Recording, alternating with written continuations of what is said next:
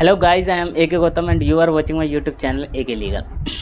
तो दोस्तों, due LLB की जो सीटें हैं वो अलॉट हो चुकी हैं फर्स्ट राउंड की, क्योंकि ड्यू पीजी ने अपनी फर्स्ट राउंड की अलॉटमेंट चालू कर दी है और ड्यू एलएलबी की भी जो सीटें हैं वो अलॉट हो चुकी हैं। और सबसे अच्छी बात इसमें ये रही है कि जो कट ऑफ रही है जिन बच्चों के एडमिशन हुए हैं वो हमारे प्रिडिक्शन से भी थोड़े 5-10 नंबर कम गई है कट ऑफ, जो कि एक बहुत अच्छी न्यूज़ है। अच्छा है, जो बच्चे इनको कन्फ्यूजन थी उनके भी एडमिशन हो गए हैं, तो ये काफ़ी अच्छी चीज़ रही है इसमें देखने को जो मिला है।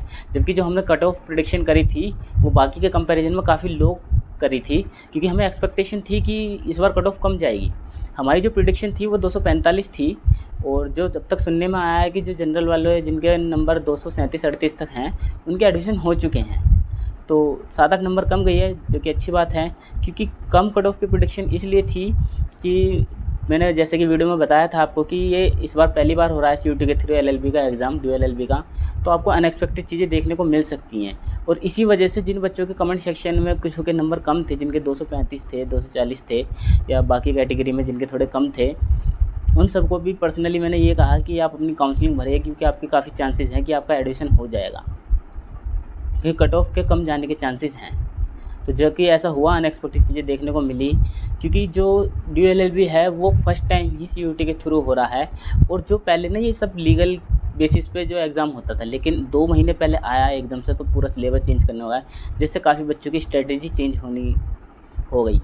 तो वो सिंपल सी बात है, जब चीज़ें पहली बार होती हैं तो अनएक्सपेक्टेड चीज़ें होंगी और कट ऑफ भी कम देखने को मिलती है जब ऐसा होता है।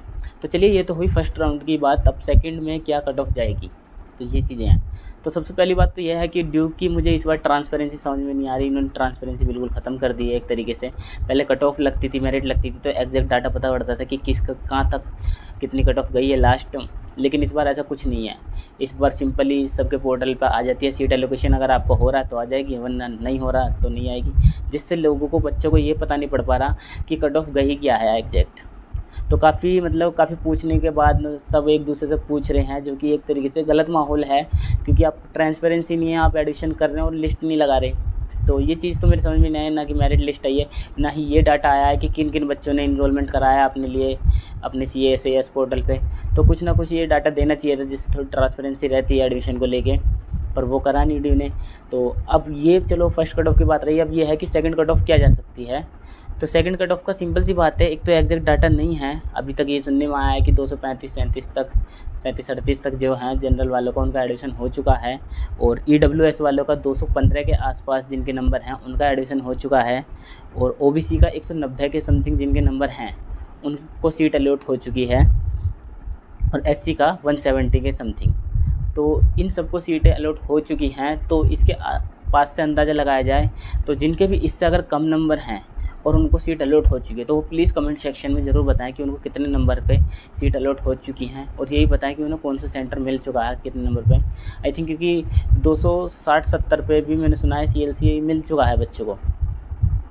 तो इस चीज़ को ज़रूर कमेंट सेक्शन में बताएं, जिससे कि हमें क्लियरिटी हो थोड़ी सी। बाकी जो भी फर्स्ट कट ऑफ गई है फर्स्ट राउंड की, जिन बच्चों का लास्ट एडमिशन हुआ है जिसका सबसे कम नंबर में, उससे अगर 4-5 नंबर कम कर लिए जाएँ तो सेकंड कट ऑफ में इतने नंबर गिरेगी, मतलब कि 4-5 नंबर कट ऑफ नीचे गिरेगी। वो हर कैटेगरी के लिए यही अप्लाई है, 5 नंबर 7 नंबर इतने जा सकती है। वो इसलिए कि जब ड्यू एलएलबी जो अपनी फैकल्टी ऑफ लॉ अपनी कट ऑफ निकालता है, तो वो सारी सीट अलॉट कर देता है, जितने भी 3000 सीट हैं उस पर, तो वो सबको सीट अलॉटमेंट दे देगा।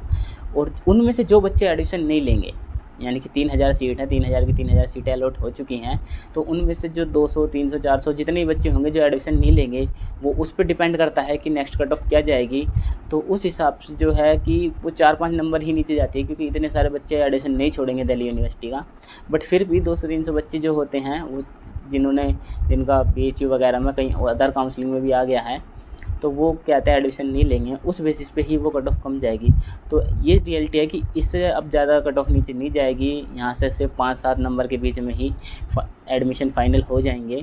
तो अगर आपके जो लास्ट है, जिसका लास्ट नंबर पे एडमिशन हुआ है, उससे 5-7 नंबर नीचे हैं, तो आप होपफुली रखिए कि आपका एडमिशन हो ही जाएगा, उम्मीद बना के रखिए।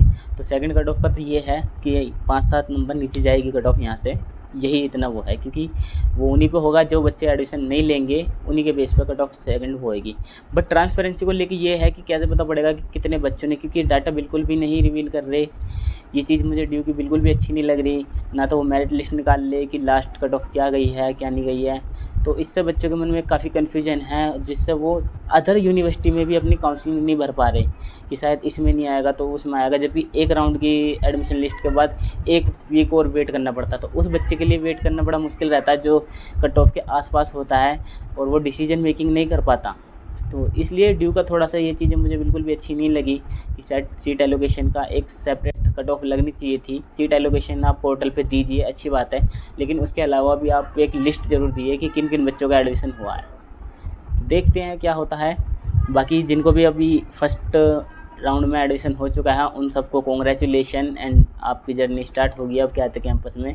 और वहीं जिनके अगर 2-4 नंबर कम रह गए हैं तो वो होप बना के रखिए कि उनका एडमिशन हो जाएगा सेकंड में या थर्ड में। And thank you guys for watching this video.